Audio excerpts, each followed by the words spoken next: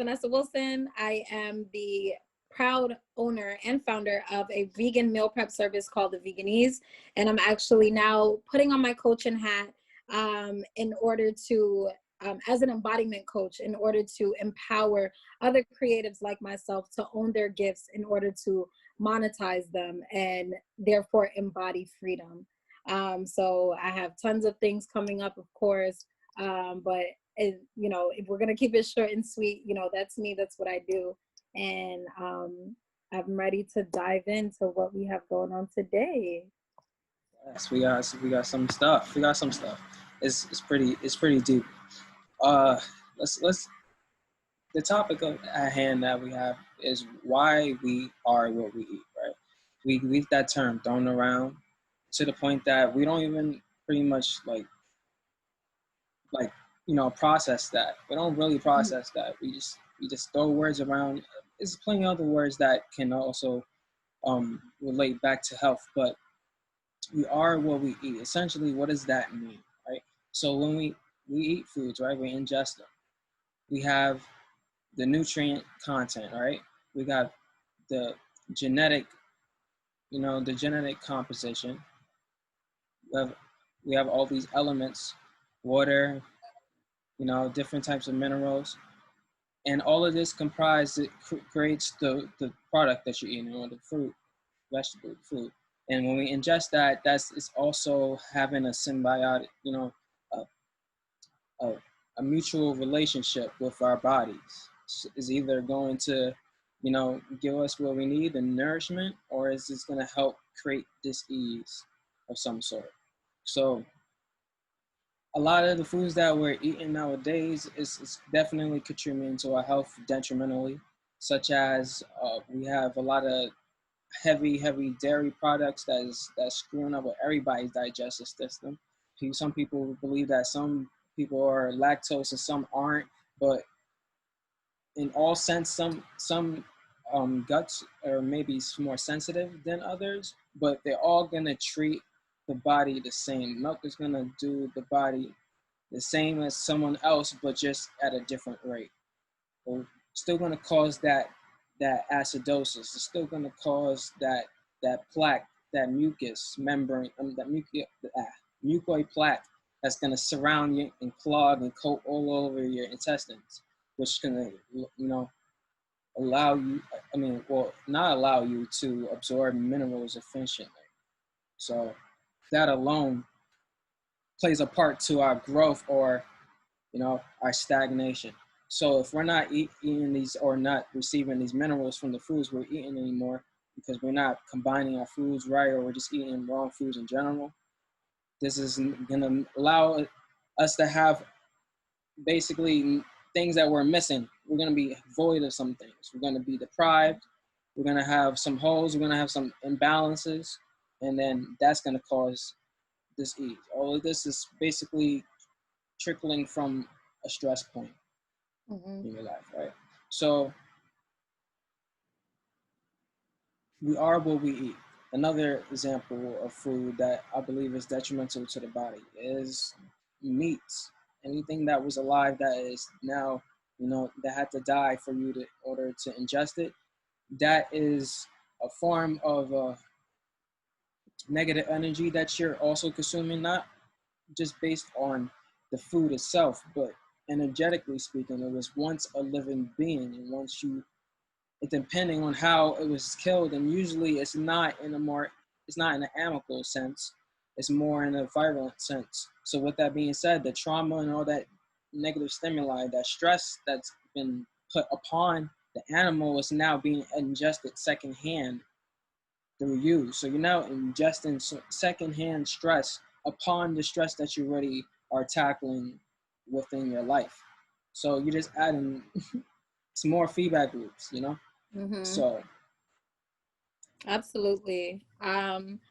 I would love to take a moment to really dive into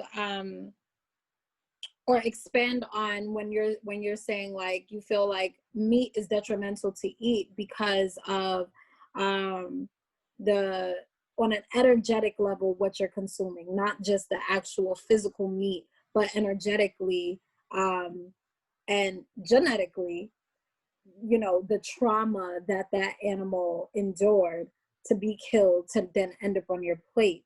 I think that's a really great opportunity to expand on the the term eating. What does that even mean, right?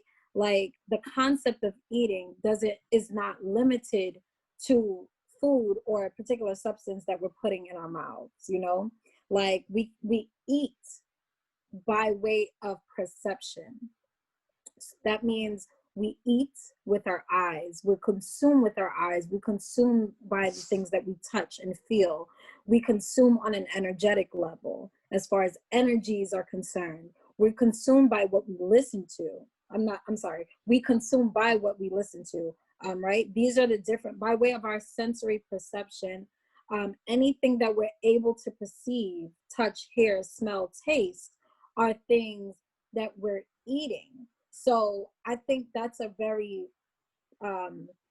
baseline understanding for people to really know why it is important to adopt a particular lifestyle, right? Because that's what we both do. That's what we both embody. The holistic lifestyle. It's not just limited to food. And the reason why people find it so hard to change their diet is because they don't know they don't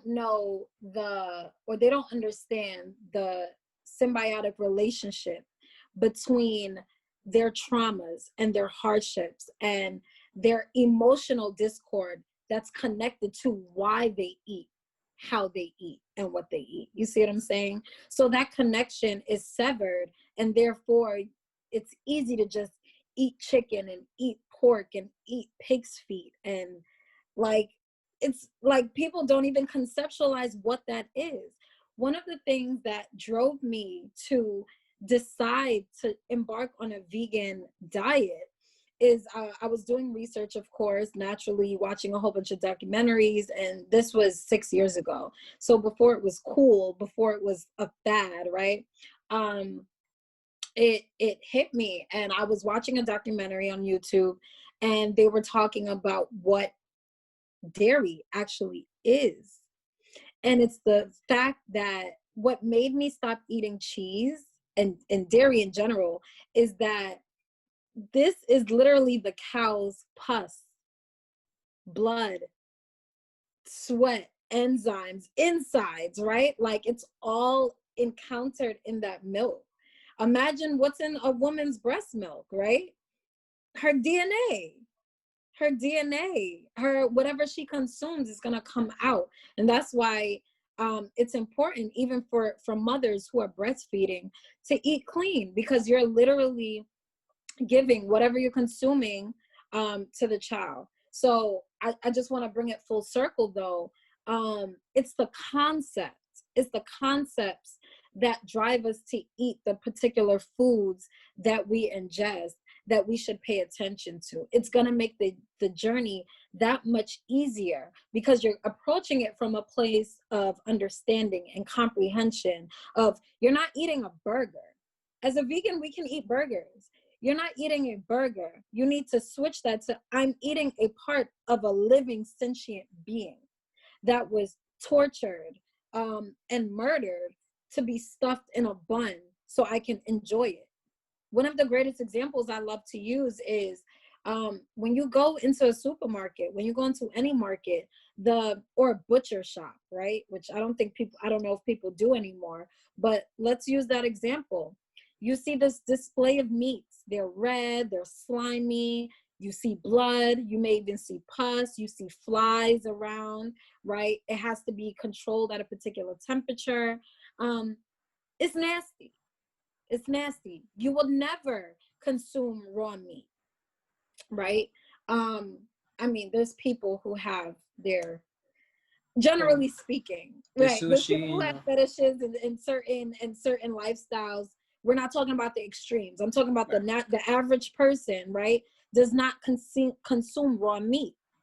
So that alone, for the fact that you have to not only clean the meat, but now you want to season the meat with plants, I might add. You want to season the meat, then you have to cook the meat, and you want to drizzle the meat and accompany it with other sides to make this tasty meal. The concept of the meal is fine. I love that, you know, of course we should want to enjoy our food and make it tasty. But if we reverse engineer the process, you're trying to take something that is gross in nature, that you're genuinely not attracted to, and you would not consume in its raw state, and you're transforming it so that you can enjoy it. That seemed like a hell of a lot of work. That seems like something that nature did not intend. That's too hard.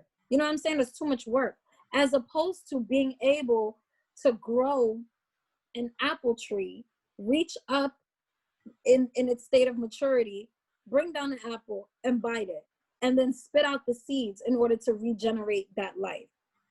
That seems more logical. That seems more in alignment with how nature intended us to consume food, right? So to stay on track with what I originally started with is the fact that energetically speaking, we want to be aware of the emotional attachments that we are consuming, and not just in the food that we are putting into our mouths, but of course the music and the people that we listen to, the things that we allow ourselves, the circumstances that we allow ourselves to be in, what we allow ourselves to see. What are we watching on our phones and on our iPads and on TVs? What are we consuming? Are you consuming, you know, all those TV commercials, that predictive programming that's constantly telling you to go to McDonald's because they have this big old juicy, you know, bear burger, right? And that's what makes you a manly man, and that's what makes you big and strong. We have to realize that that narrative has been deliberately pushed onto us by these corporate conglomerates whose best interest it's in to have us spend this money with them, for, of course, business. It all comes down to business, right? So we just have to, I would love for whoever's listening to this to approach your energy from that perspective, in terms of what you're allowing, not only physically into your body, but in your environment. It all works together. So if you clean up your environment, well, what I did was I cleaned up my body, and naturally my environment started to clean up. And when I say environment, I'm speaking about the people who was around me. I was no longer around energy vampires who just, you know, sucked and leached on me. I was around more like-minded people who are more spiritually inclined and connected, people who I can have uplifting conversations with and share positive feedback with, and so on and so forth. And this is what elevates us naturally, right? So you got to start somewhere. You have to start somewhere, but you have to know why. You have to have a strong why to say, okay, I'm going to embark on this plant-based journey because I want to clean up my environment on a physical level, and of course, on a spiritual level. Yes, that's a fact. That's a fact. Like I always like to say this, and I'm gonna be a broken record, so what? But you know, the outside, you know, world, the external world that we live in, is only a reflection of your inside, of within, right? So, with that being said, that's basically just, you know, just confirm, you know, also, you know, tagging along to what you said before, with how everything else starts to, you know, work accordingly to what you're doing with you know, what you partake in on the inside.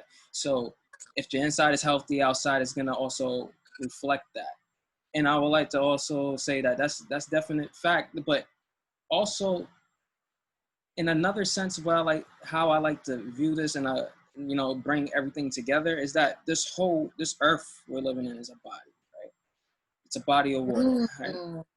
And within that, it's you know, we're like, it's cells, we're moving apart, we're connecting with other people, you know, and we're either, you know, connect and make bigger cells to make organizations, This is basically just microcosms of the same thing, or macrocosm, depends which way you want to look at it. But essentially, we are a body within a body, and there's bodies within us that do the same thing. So the more that we can understand just relationship, relating to, you and something outside of yourself, that everything starts to make sense. You can start to be a little bit more progressive in the things that you do, because you're kind of understanding spirituality. And when you understand just a little bit of spirituality, you can learn this much, and you can take it, and that's all you will need for the rest of your life. Because spirituality is that vast, but it's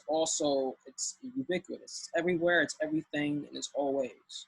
So you will learn a little bit about everything just by learning a little bit about spirituality. Now, back to what I was saying about like different foods and how that play a role with your health. Now, not only the physical states, but let's think about energetically what you can express when you intake certain foods, right? Now, there's just think the best way to explain this is by using different terms that we like to give people, like, oh, pardon my language, but yo, why you acting so greasy for, right? That boy greasy.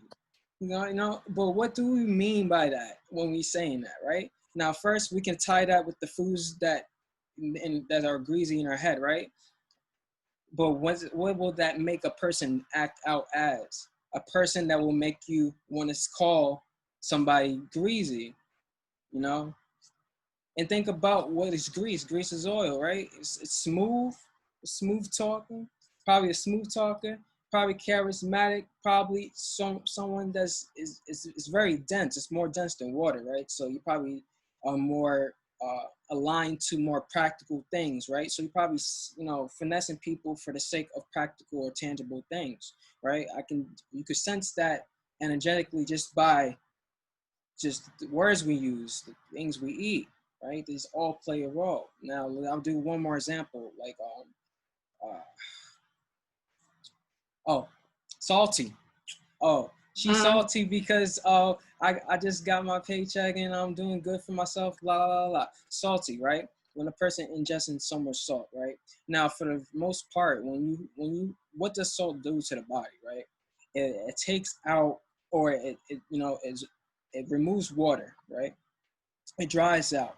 So all this dehydration is gonna make a person wanna be thirsty. And what is water exactly, right? Water is emotion, right? It's the ability to understand what waves are, what up goes down, bounce around, and within yourself and connecting to someone outside yourself. That's basically what a wave is, right? So water is emotion. So when a person is stripped from like the physical representation of emotion, one is going to be completely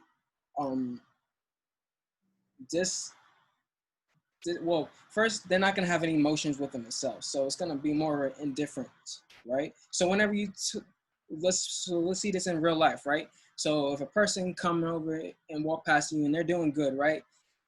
What will you have to do in order for someone to call you salty, right? So you got that indifference, right? Because you lack the emotion, right? Now, another will be irritation, because whenever the body is super dry, it gets inflamed, it gets irritated, and it starts to break down. So what do you do, or what will be the expression that will have to take for someone to call that person salty, right? So not only you're coming off with indifference off the bat, but now you're doing what it takes, which is, sending thoughts to break down that person's being. See what it is?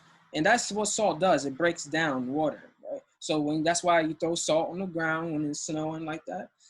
It breaks down. It breaks down water. So this is what I mean by holistic. Everything plays a role. So it's not just, say that, oh, that's just lingo or that's semantics or not. All of this is energy, and it plays a role any way you think about it. So try to be more focused on the things that we say to each other. Yes. What is being said, what the words that are being said to us, and reflect that back to your, your eating, and but Yeah. not just the physical foods, but what you're intaking, like you said, through your senses. So, Right. what are you hearing? What are you seeing?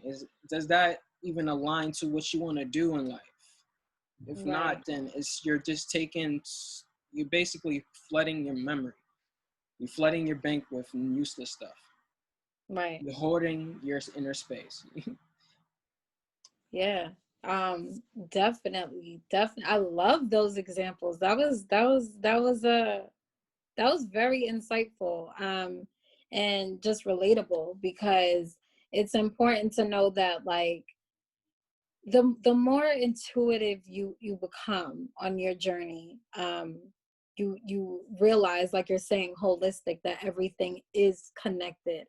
I don't believe in coincidences. Like, everything has a place and a time, and that's it. Either you tuned in or you're not, right? It's literally either you're realizing it or you're not, right? And I kind of want to expand on the fact that you said water is emotion.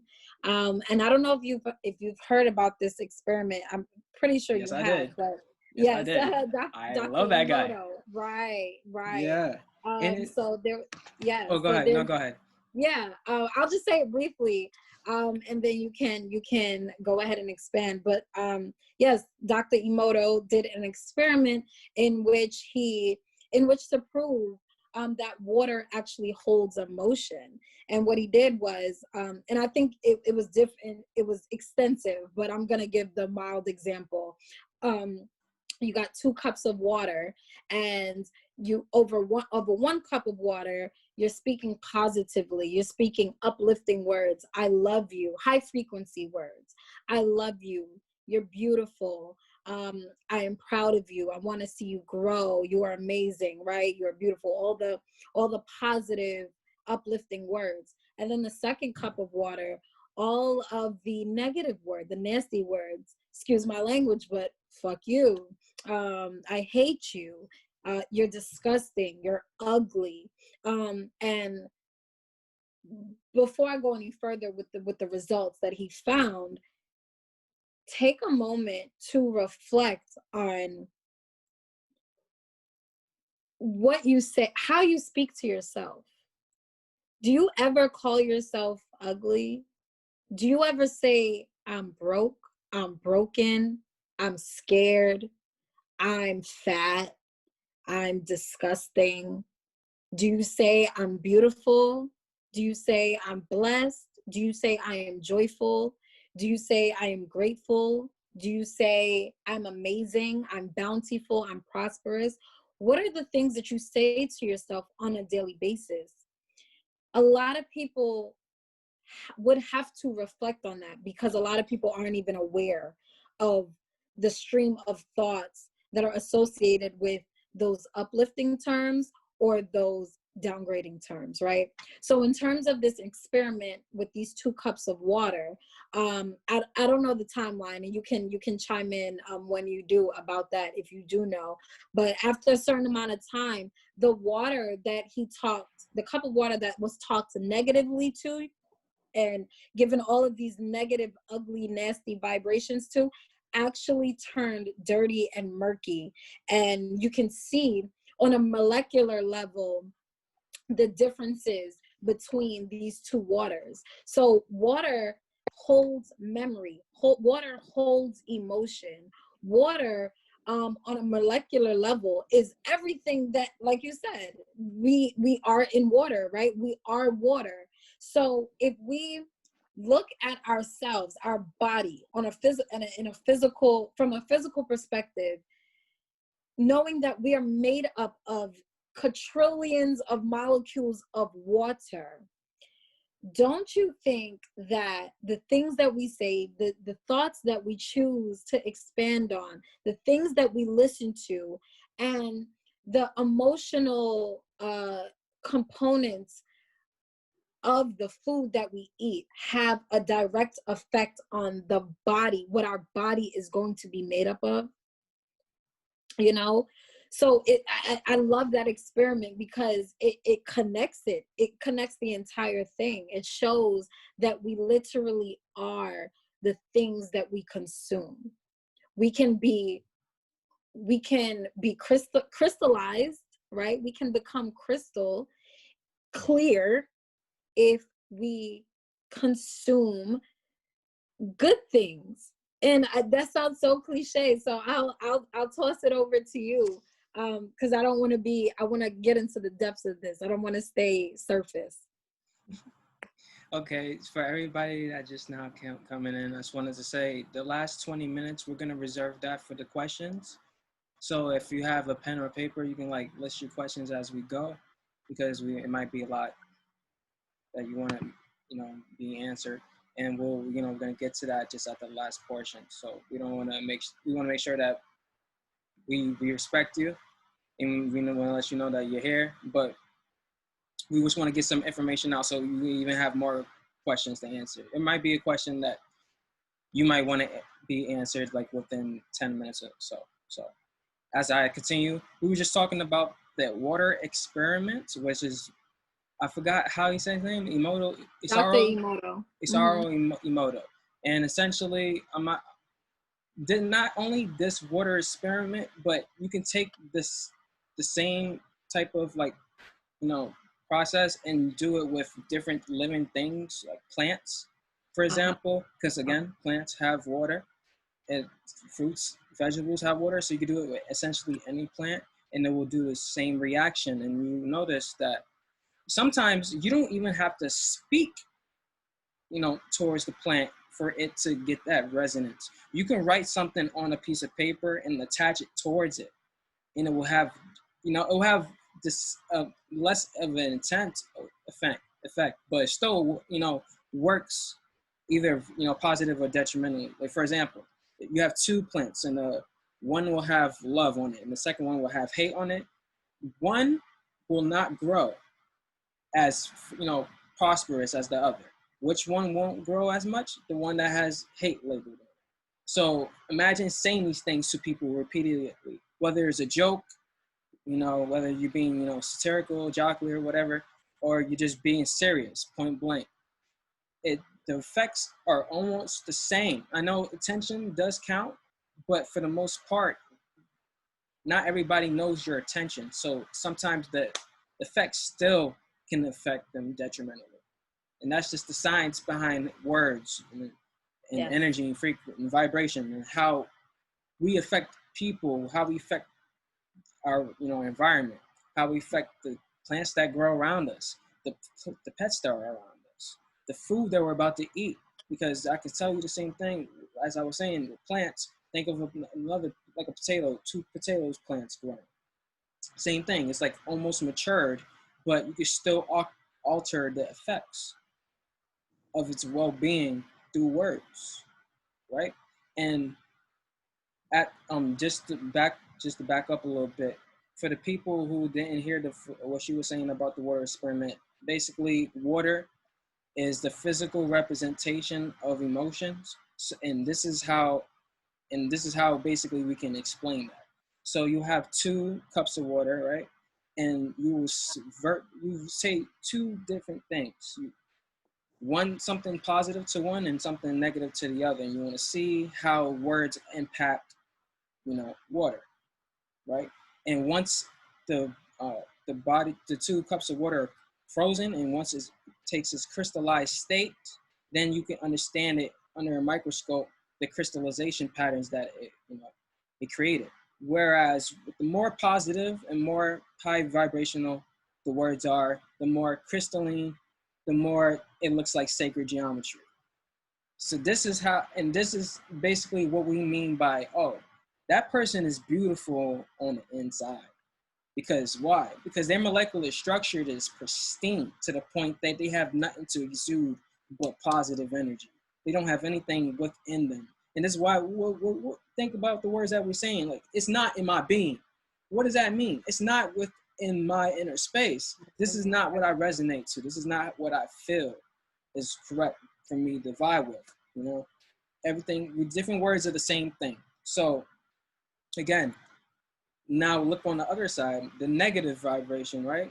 Sometimes it doesn't even create crystal patterns. Sometimes it creates like bubbles. It just is ugly, grotesque looking abstract design, which is not doesn't look harmonious. It looks like it makes you want to itch. It's just not pleasant. So think about all that. What does that take? You know, what is the stimuli that it takes for that to happen, right? And how does that play out in due time? Again, because emotions and then water all deal with time. So even for this experiment to work, you need time for it to get hardened. Right. It's all about time. So it's through the time of a human's journey, if they're constantly experiencing this type of stimuli, whether it's through games, video, audio, friends, family, anybody, it's still gonna be, you know, ingested, right? So all these type of foods that were ingested, what do you expect is gonna happen as the end product of a being that has been fed nothing but junk Yeah. in every single way? So Yeah. And I think about, so, you know, I think about what we're saying, and we're really just talking about emotion. yeah, That's literally all it comes down to. And if we approach it from a space of being mindful of the intent and the emotion that goes into whatever we're consuming, right? Because remember, when we're talking about consumption, we're talking about music, we're talking about visual stimulation, we're talking about food that we eat, we're talking about energies that we surround ourselves with, right? So you know, if we're talking about being mindful of those emotional pockets, think about your local fast food joint, right? That your kids are so attracted to all the time, that we were attracted to as kids, right? I think I said this on the last live, that or in some live, that I am still attracted to McDonald's symbol. It's ingrained in my subconscious, like the colors that they use, right? Predictive programming. Every time you turn on a TV or a radio commercial, you're hearing, you can't escape it, right? The energy, because remember, money is energy. So the money, the energy, the staff, and all the brilliant minds that were hired on this project to infiltrate your life, so much so that you are so attracted to this conglomerate, to eat there, right? You're attracted to this space to consume something that is not in the best interest of your mind. This thing was created this thing was created in the name of capitalism, in the name of consumerism, in the name of not giving an F about your well-being. Whereas you have the small business owner, and I'll use myself as a perfect example, right? Who has wonderful, helpful, healing energy, and is transferring that through my service and my product, which is my food, and you're consuming that. You see what I'm saying? It's the energy that is attached to the thing that you're consuming. And I'll give you a perfect example. When we were younger, and I speak for myself, I come from a Caribbean household. Both of my parents are Jamaican. I grew up eating oxtail, and you know, I was an American child, so I did love the junk food, the McDonald's and the corner store sandwiches and shit like that. Not to cut you in, but I love your mama oxtail too. So whoop. Yeah, listen, my mom, and this is where I get it from. You know, I don't cook like her and I don't make Jamaican food, but it's something about that energy transfer that translated well. But yes, right? So I come from that. Like, my mom used to cook for every single family function. And this is way before I was vegan. I invented veganism in my family. And so I bring all of that to say, right? A home cooked meal. Go back to your childhood. The home cooked meal, the Sunday dinners that your grandmother used to prepare, or that your auntie used to always bring the lasagna. Your uncle always made the mac and cheese, like no one would touch it, right? And mind you, these are dishes that involve the very things that we're talking against, right? The meat, the dairy, the fat, the sugar, the carbs, all of these things that weigh us down on an energetic level. However, there was something about it that didn't make us sick. There was something about it that involved, that wholesome feeling. There was something about it that attracted us to a home cooked meal. Why? What was that about? The love that it was made with, the intent that was put into this dish, because your grandmother or your mother or your auntie or whoever was cooking these meals had the intent that they were feeding, which is such a freaking privilege, that they were feeding their family and that they were nourishing their family. Now, I'm not going to say that it didn't have health effects moving forward, right? Like, obviously our community is, we suffer from diabetes, heart disease, cancer, yes, because of the diet, right? And now it's like trickling down. Now our parents and grandparents are 50, 60, 70, 80s, and they're not living a vibrant quality of life because of those foods. But I'm speaking to the energy.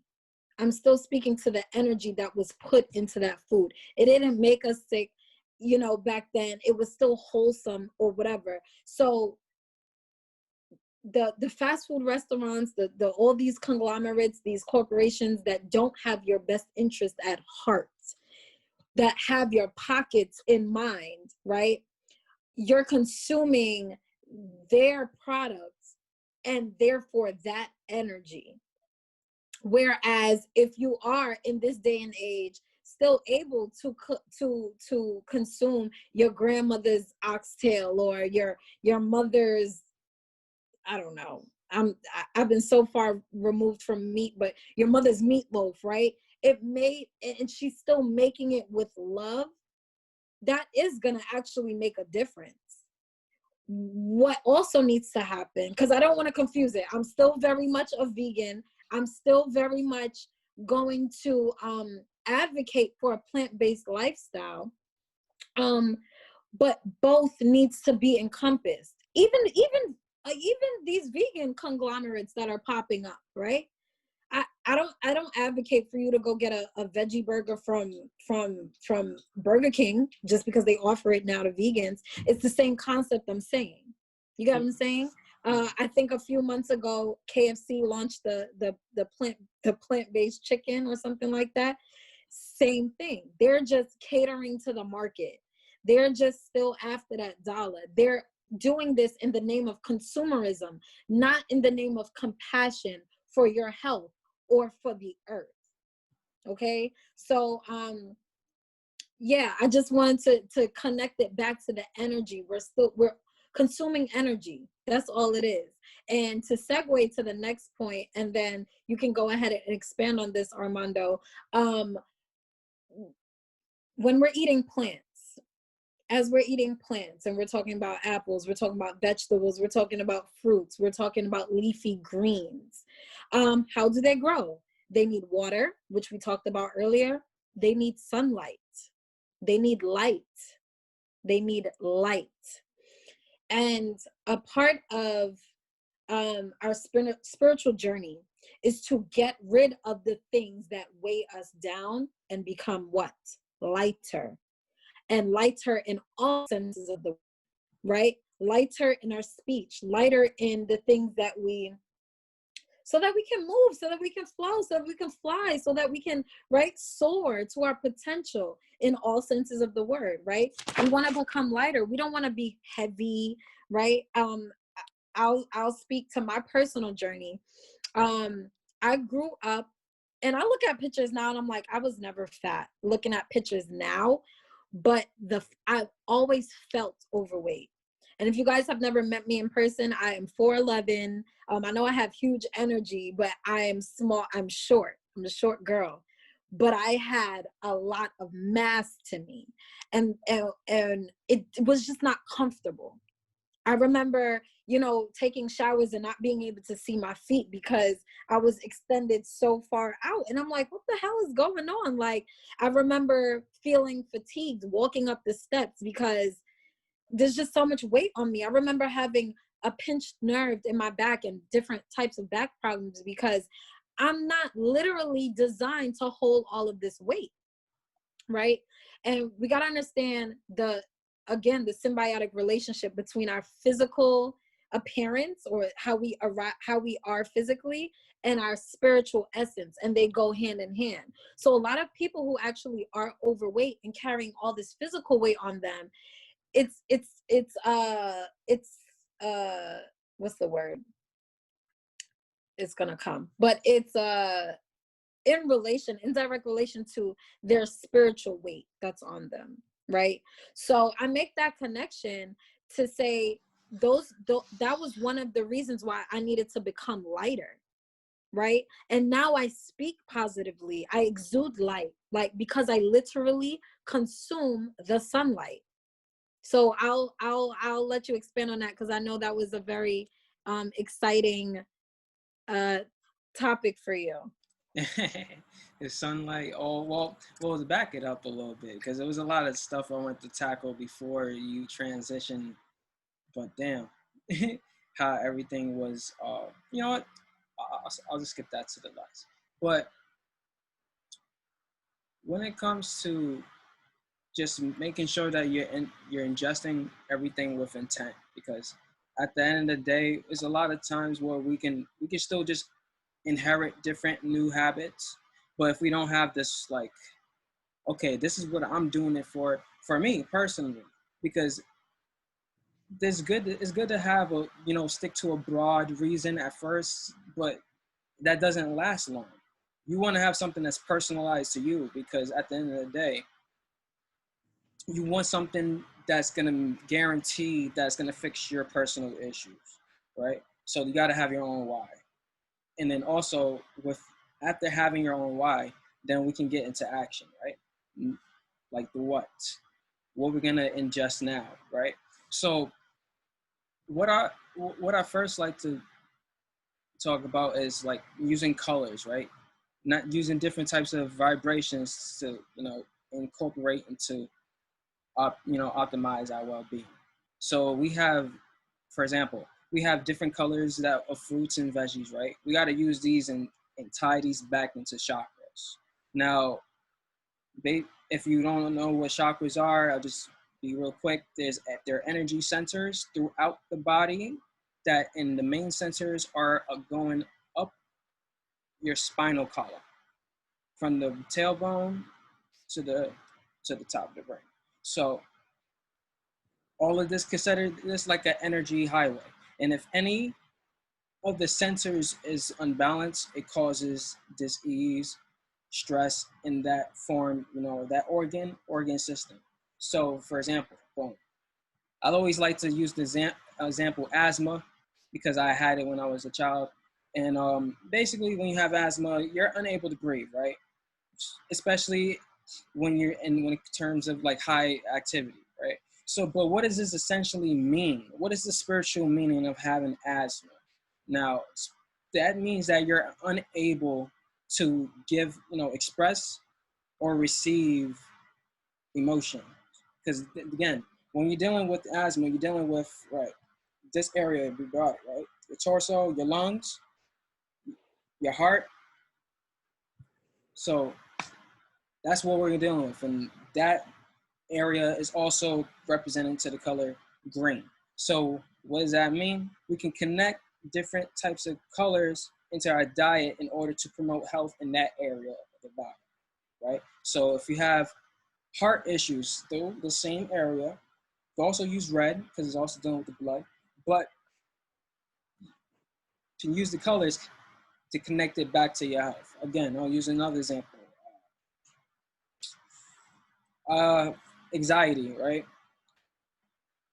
The person with anxiety usually will have, that's nervous. That's dealing with the nerves, right? So if you have nerve problems, if you have pinched nerves, or if you have just nerve damage because of bad stimuli or too much like of drugs or any extra vices, this will cause not only anxiety, it can mess with your cognition, your thinking. It can retard your growth, your hormones, etc. But more importantly, let's just use not a color this time. Let's use the shape of it. Now, the best thing that I will say, and you can hit up your girl Vanessa for it, is sea moss. Because when we look at sea moss dry, what does it actually look like? It looks like nerves, right? Because it goes straight to the nerves. It helps with not only that, nourishing the nerves in the brain, and providing hydration at a high level, because you just got a bunch of minerals compacted into like gelatinous form. It's also better when it's gelatinous because it's easier to absorb. But nonetheless, you can look at the way some things are formed and correspond that to aiding a certain body part. Walnuts look like the brain for a reason. Yeah. The fats for the brain. Yeah. Figs are good for the scrotum, for your reproductive rehab. Orange as well. Dealing with the sacral chakra, you can do the orange peppers. You got to make sure you bring a lot of moisture in there. For the most part, you will want to have water to nourish everything, because again, that conducts that electricity within it. Electrolytes, electricity. Yes. Got to get that in. So that's another way that I like to approach foods, is by to understand the representation that it's already showing me and reverse engineering it back in. Because like we were saying with the water experiment, the circumstances of not in this case, I won't say the victim, but I will say the participant of that experience, right? In this case is a cup of water. And whatever has been said, it has been affected, right? Now, after it's frozen, you can see the after effects. But looking at foods that's already in the form that's already in, it's going to reverse engineer that same effect to you. So that's how you can approach health. You can approach the groceries when you're looking at different foods. You be like, oh, these colors are going to help this part of the body. These colors are going to help this part of the body. As a matter of fact, I got an intestinal issue. So I already know that I'm going to be dealing with a lot of yellow, right? Yellow and white. That helps with immunity. It also helps with the gut. So go figure.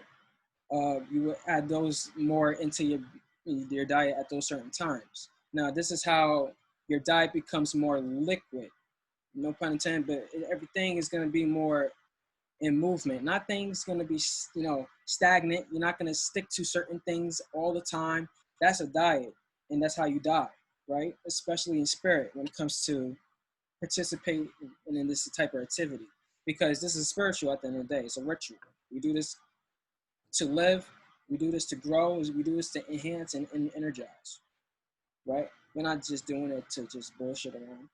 So we got to treat it as such. Now, these things that we're ingesting in any format, we got to look at the representation that it's already there. Look for what it's worth at the moment. And if that is something that you want to partake in as well, just give yourself that time, because it seems like, oh, that's silly. I mean, I know what I want to, I want to participate in stuff that's for my well-being, but we always do the opposite of what we want to do sometimes for our better, our best self. So just allow yourself to ask that question, and that will, get you in the mindset. But that's just my little sidebar when it comes to like using different frequencies or just understanding the vibration such as color, shape, you know, the state it's in, to understand how it can affect you, whether positive or, you know, detrimental. That's Yeah. Yeah. That was excellent. That was excellent. Uh I just lost my train of thought. It's coming back. Yeah, so and all of this can seem very overwhelming, right? Like, oh, now I have to know what, right, what colors does this and what, um and I get that because I've been there. And if I'm talking to my younger self, I would tell me to start small. Also, I tell me it's a simple Google search every time.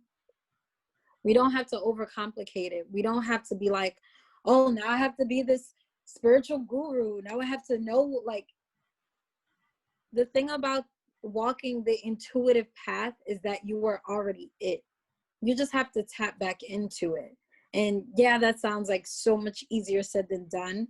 But like, I don't want anyone to be discouraged by all of this information that we're given. And, you know, we're backing it up by science, and we are both well studied. And, you know, we both walk this path effortlessly, and we've been doing it for some time. But we're here to show you that first of all, that we're still on the path, right? We still have our daily struggles, or, you know, but once you know that you're equipped with all of the information you'll ever need, you'll be fine. You know what I mean? Like, you'll be able to walk the journey with confidence, and know that if you ever do encounter a problem, you already have the information, you already have the knowledge and the wisdom to overcome that. And that's all it is. Like, I pride myself in having not been sick in, I don't know, probably like 2 years, a straight 2 years now. And before that, it was probably, I probably got sick, and then before that, it was probably like another 2 or 3 years. And I say that to say, it happens occasionally, but right now, the way I live my lifestyle in terms of the things I consume, by way of the energy that I eat and the energy that I surround myself with and the things that I listen to and so on and so forth, I'm not scared to get sick. It's not a reality for me. And if I do, I know exactly what to do. And that's kind of where we want to be. We want to be in a place, holistically, where there is no fear, because we understand, like I said, that we are fully equipped with all that we have, with all that we ever need at any moment. And this is where you turn to nature, because nature is so much smarter than we'll ever be, right? All we're doing is tapping back into nature. Like, yes, we are nature, we are one, but like, our humanness, our humanity has like dumbed this down, for the lack of a better term. I don't even want to sugarcoat it, really, right? So we have to get back to nature. Ever have to do a simple Google search, you know, like, and pay attention. Also, pay attention energetically, like literally. If you walk into a room, you know, with like 5 other people, and usually you see these people all the time, but your heart is pulsating very fast, or you begin to sweat, or I don't know, you have a pain in your left hand or whatever, like, just notice it, explore yourself. Everyone is going to have a different journey. Everyone's going to have a different experience when it comes to wellness, when it comes to different diseases and the way they handle those diseases. But we're just here to be a guide, to pretty much guide you to back to yourself, to tell you that you have the answers. Just start to look at it logically, and like Armando said, look at it for what it is. Look at it for what it is, and don't be afraid to Google something. You know, educate yourself as well. That's a fact. That's a fact. It's 8:03 right now. Do you want to kick into the questions? Yeah. Do we have any questions? Let's check out the chat.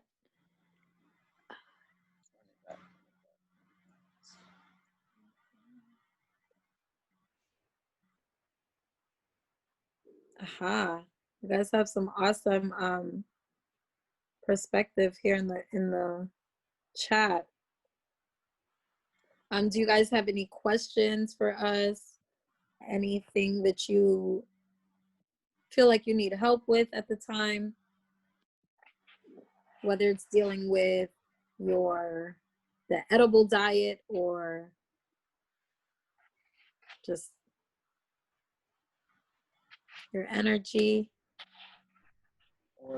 Or maybe a diagnosis of like the foods that you're eating currently and what can possibly happen in the future if you sustain that diet energetically.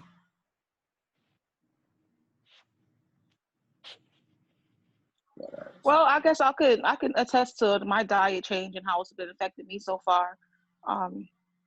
You know, I've been friends with Vanessa for years, and long before I started this journey, she used to introduce me into veganism. She used to bring me to her vegan restaurants and make me eat foods, and I used to be like, "Then, you know, I did. Well, I don't want to eat none of this," but I still tried it. You know, she was my friend. I was open to it. You know, I was always open to that stuff. So, this kind of made it easier for me now that I'm actually interested in walking that journey. She made it a little easier for me. And then also, obviously, with her business that she has, it's easier for me to understand how certain foods work for me and what to eat and things like that. Like, I go to her page for a lot of stuff, and I call her and ask her questions if I have it. But yeah, I've started to find joy in making food and I guess finding out what different foods does for your body. Like, I started to enjoy that process, and I'm starting to feel much lighter. I feel more energetic. Even your bowel movements, my bowel movements don't smell, they come out easier. You know what I'm saying? That's, you know, like, No. those are a lot of things that you don't notice when you are eating the wrong things. So it's like when you change your diet and you adjust to it and you realize that, wow, this is actually easier than I thought. You just got to do it. Like, literally, you just got to just do it. Like, that's always the hardest part. But once you do it and you build a consistent path, then you just got to keep telling your mind, like you said, it's only your head. It's only your head. You have the power to change anything that you want to change in your life. And I'm starting to realize that, especially through my diet. That's powerful. Thank you for sharing that. I actually got a question. Before you started, and you know, when you first met her, what will be your objections towards that new lifestyle choice at first? What would be the reasons why you were hesitant or reluctant? Oh, to like become vegan or whatever. You know, giving up what you used to, your experiences, and having to learn new things. It's like you don't want to put in that effort. It's like you just so comfortable with doing what you already know how to do. So it's like when someone tells you like, oh, there's spirituality, oh, there's things that you can do to change your lifestyle, and oh, it's not that hard. It's like, yeah, whatever, I don't want to hear that because this is what I'm used to. So I think it's just, that's basically what it comes down to, is the stagnation and just not wanting to be open to anything else. You're just so stuck in your ways. It's like you don't want to be open-minded to a different path. Okay, I understand that for sure, because it's you so you saw it as a lot more work in terms of like to change the habit. It Definitely, was it was. more I work. felt like, of Okay. course, I felt like it's not. You know, especially in the Western civilization that we live in, it's like everything is just so on the go, on the go, on the go. You step outside, there's coffee, there's bagels, there's, you know, everything is in your face. It's right there. It's easier. So it's just like, it's like I said, it's just picking the easier route.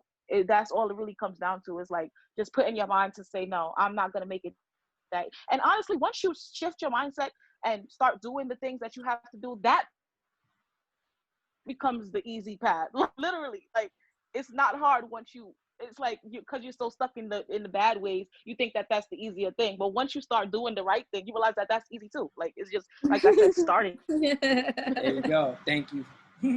Yes, on point. Anybody got more questions?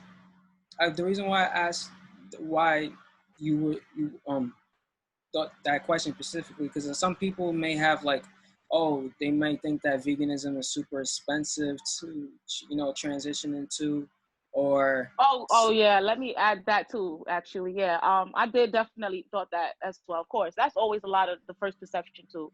that it's hard. But even what Vanessa wrote yesterday, for example, she posted that she ate the same soup like 3 times, like 4 different times. So it's like it's just how you make the food and how you do it. Like it can last forever. Like I just made some curry chickpeas with okra, and I think that's gonna last me for like 3 days. Ooh, So, ooh, stop it. Okay.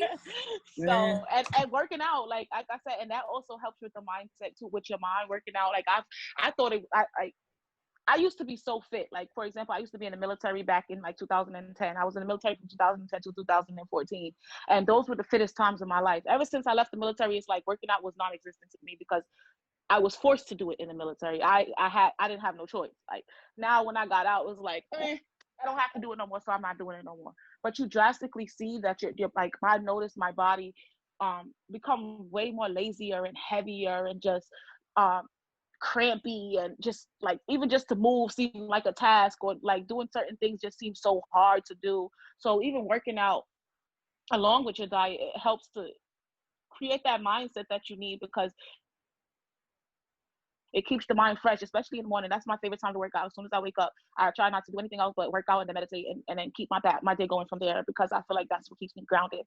So everyone is going to find, you find what works for you, basically. As once you start doing it, like I said, it's really just about starting that process.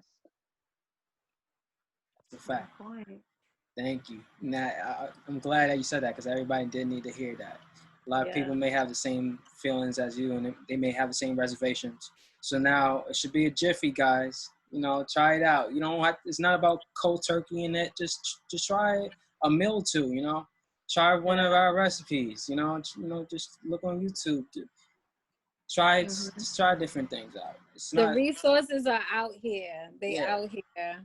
So they are. Salad is your best friend. Wow, like it's 2020. Everything is vegan. Can you guys believe that fast food restaurants have vegan options? Like that should say a lot, Literally. It's cool now. Like it's cool to be healthy. It's cool to be aware. It's cool to get your shit together. So get together. Because, no judgment. I say that to be funny, but also serious at the same time. Like, there's just no excuse now. There's no excuse. And we're at the age, too, where a lot of our peers, I don't have any children, but, like, a lot of our peers do have kids and are literally raising a next generation. And I think we just live in such a special time. And we're a part of such a special generation that, we've seen the effects of, hey, Nyla. Like, why is she? Okay. We're a part of a generation that we've seen the effects of the way our parents grew up, right? And we're just like right on the line, on the border. Like we lived both worlds, and now we're drastically in the new world, and we're like, oh shoot, we ain't going back there. You know what I'm saying? Like it's just, that's not where it's at. So yeah, I know that sounds kind of cliche, but like it is what it is. It's just time to tap into our inner wealth and just be great and feel great and be vibrant and beautiful, because we are. I see we do have a question in the chat. Nova asks, what's one simple thing you can incorporate into your diet to elevate yourself? So if we're talking about, I'll give you a stab at that, Armando. You want to answer that, or you want me to? Sea vegetables. That's probably the most nutriently dense food that you can ever get your hands on. Different kinds. You can get sea moss, bladderwrack. You got different types of kelp, nori, different types of seaweeds. Any type of seaweed and every type of seaweed is the way to go. I love chlorella, blue-green algae. That's my favorite of the other ones, but there's spirulina as well. And those alone, you can be fine. You can basically live off that theoretically, because you basically getting all the things you need from other foods as well, packed in. It may not be satisfying, on a physical level, but essentially you don't need to feel bloated in order to be, satisfied.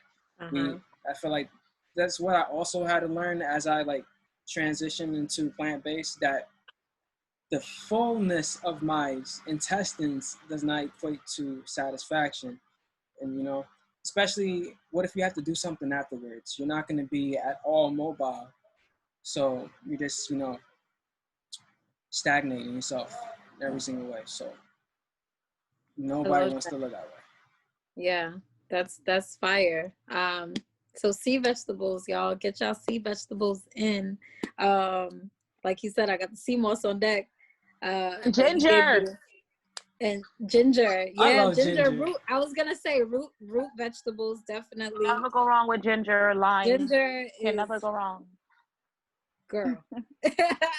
Ginger is God, okay? That's a fact. Okay. Yes. First of all, how do the Caribbeans love ginger? So you already know they know on some level that ginger does. They just love to tell you like, oh, drink ginger. Like my mother, her favorite thing, go drink some tea and got your bed. They had that correct on some aspect. They just didn't know the deeper meaning behind it. So we kind of grew up with a little bit of we definitely did. I mean, I definitely come from that household, but I know right off the bat that Caribbean household already was more adept in that type of field of the natural way of living. So you really can't go wrong. I mean, you already been exposed to a lot of things. Like I didn't even knew about sorrel until like maybe a few years ago, and that has been God ever since. Okay, but I've been drinking that since I was a little girl. Exactly, yeah. I haven't been exposed to that. I was exposed to Tang. Exactly. So exactly. Vanessa knows I've been in Jamaica every year since I was a child. I go every single year. So it's like when I'm out there, it's when I definitely eat the most healthy, especially the fruits. I love the fruits out there. Like it's just so amazing. Yeah. Yes. And also one thing I do notice that whenever you're in more of a like warmer climate, you tend to eat less. And the reason why that's the case is because we get all this. When I'm in Jamaica, I barely eat, like literally. Exactly. Even the meats, like I don't eat now, but exactly. But when I'm out there, even when you eat meat, it's filling. It's like you don't even have to eat a lot because it's like the food out here is not made to fill. It's just made with nonsense. So it's like, the MSG, just to keep you to refeed. You don't even get full. You just like, it tastes good, and you just gotta buy it over and over again. Now you're assed out financially, and they making money off your disease. So, I mean, theoretically, and so that sucks. But at the end of the day, that's capitalism. That's what you said before. It was consumerism. We don't care as long as we're getting our pleasure, what we want, even if it's at our own expense. So there's that. Absolutely. Any more questions? This was great. Thank you. Thank you. And let's see. Okay, nothing in the chat. I don't want to leave nobody out. If not, I think we pretty much covered it all, right?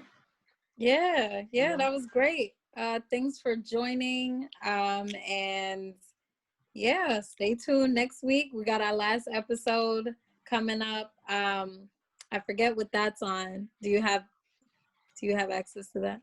To the date? No, not the date. I know it's the same date, same time, next Wednesday at 7 p.m. We are going to be talking about the topic. Topic. I got you. It's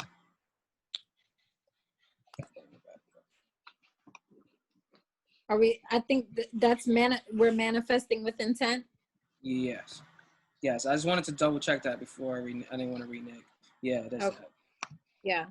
All right. So that'll be another fun conversation. We will see you guys there. Good night, everybody. Have a good night, guys. Good night. Just close your eyes and see. Just close your eyes and see. Despite the irony, first eye is all you need. Yeah. Just close your eyes and see. Just close your